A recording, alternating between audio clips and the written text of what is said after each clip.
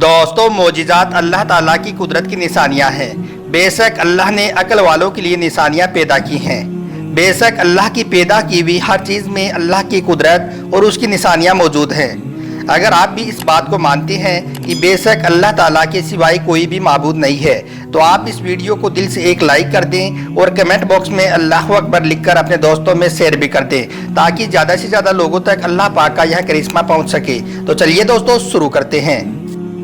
आज के इस वीडियो में हम आपको अल्लाह ताला की कुदरत के एक ऐसे ही मौजिज़ा के बारे में बताने वाले हैं कि एक बच्चा पैदा होते ही बातें करने लगा। और बेशक ये अल्लाह का एक बहुत बड़ा मौजिज़ा है।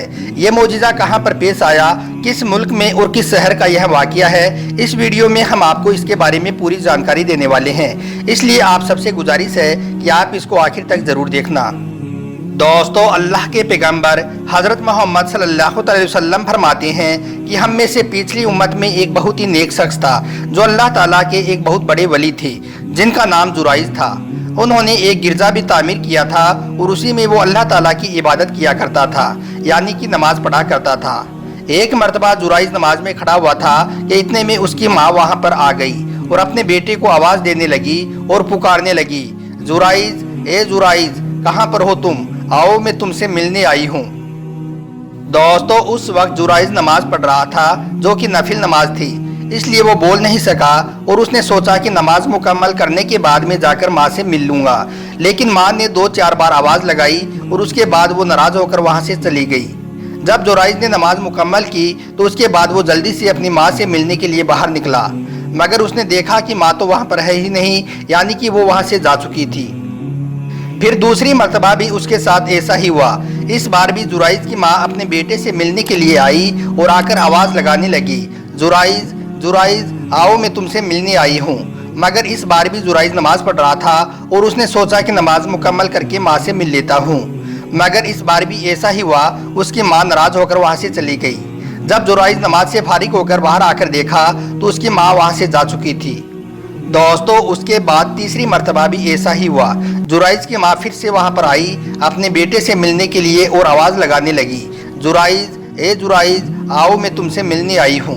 मगर उस वक्त भी जुराइज अल्लाह की इबादत में लगा हुआ था, इसलिए वो बोल नहीं सका और उसकी माँ नाराज़ होकर वहाँ से चली गई और गुस्से में अपने बेटे को एक बद्दुआ दे गई और ये कह गई कि जा जुराइज, तू अपनी माँ से नहीं बोलता है तो तू तवाइफ का मुँह देखी। और इस तरह से बोलकर वो वहाँ से चली गई। दोस्तों, पैगंबर हज़रत मोहम्मद सल्लल्लाहु अलैहि वसल्लम फरमाते हैं कि जुराइज की जो मकबूलियत थी, उनकी जो इबादत थी, उससे लोग जला करते थे और इस वजह से लोग उस पर इल्ज़ाम लगाने का बहाना ढूंढने में लगे हुए थे। लिहाजा उन जलने वाले लोगों ने एक मंसूबा तैयार किया। उन्होंने एक बुरी औरत को तैयार किया जो लोगों से अपना मुँह काला करती थी, यानी कि गलत काम किया करती थी। जुराइज के गिरजा के बाहर एक चरवाहा रहता था, उससे वो औरत अपना मुँह काला किया करती थी, यानी कि उसके साथ वो गलत काम किया करती थी, जिसकी वजह से उस औरत का हमल ठहर गया, यानी कि वो प्रेग्नेंट हो गई।